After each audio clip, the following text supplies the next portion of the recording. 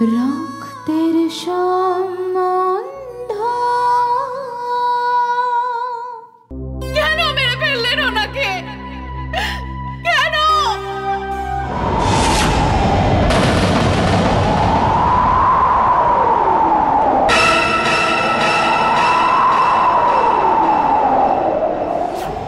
কি আজে বাজে কথা বলছো সন্ধ্যা? সেটাই বলছি আমি মা, যেটা সত্যি।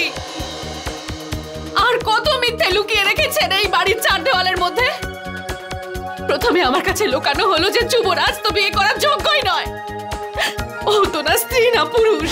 আরে মা, আমার জায়গায় অন্য কোনো মেয়ে যদি এখানে থাকতো এক মুহূর্ত থাকতো না এই বাড়িতে আর।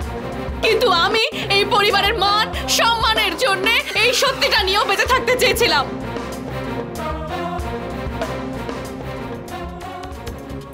যুবরাজ যেমন ছিল ওকে সেভাবেই মেনে নিয়েছিলাম, কিন্তু এখন আর না। আমি আমার বাবার খুনিকে আমার পতি পরমেশ্বর মানতে পারবো না।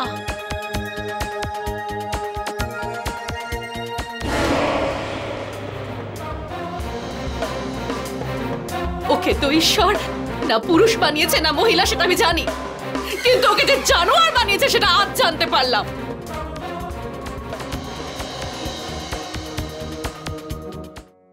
আর তাছাড়া এই মার্ডারের কেসটা স্যার খুবই জটিল। যদি এই কেসটার তদন্ত একবার শুরু করে দিই তারপর আর ছুটি নেওয়া অসম্ভব হয়ে যাবে। সেই জন্যেই ৩-৪ দিনের জন্য ওদের গোয়ালিয়র নিয়ে যাব।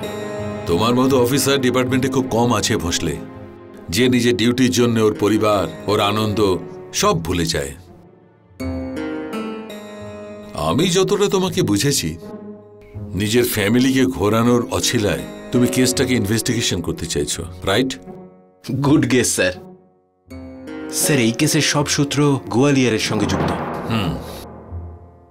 জায়গিরদারদের মতো বড় পরিবারে একজন সাধারণ স্কুল টিচারের অন্ধ মেয়ের বিয়ে হওয়া, তারপর সেই মণ্ডপেই তার পিতার মৃত্যু, মিনিস্ট্রির চাপ, আমার ট্রান্সফার, আর তারপর স্যার এই কেসটা চাপা পড়ে যাওয়া।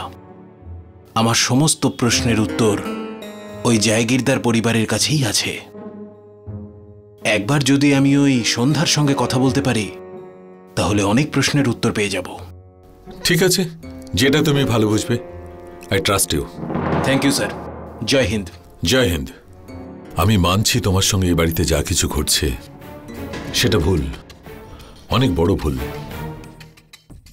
আমি এত বড় ব্যাপার নিয়ে তোমাকে বাধ্য করতে পারি না।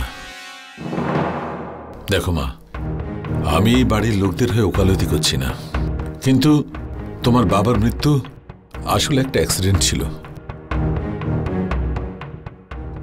উনি যাতে কাউকে কিছু না বলেন তাই ওনার মুখটা বন্ধ করা হয়েছিল, আর দম আটকে উনি মারা যান। সেদিন ওনার মুখ বন্ধ কে করেছিল বাবা? আপনারাই তো বলুন। কেন বলতে দিলেন না ওনাকে যা উনি বলতে চেয়েছিলেন? কেন ওনার মুখ বন্ধ করতে চেয়েছিলেন? আমার বাবাকে খুন করা হয়েছে, আর সেটাও করেছেন ইচ্ছাকৃত।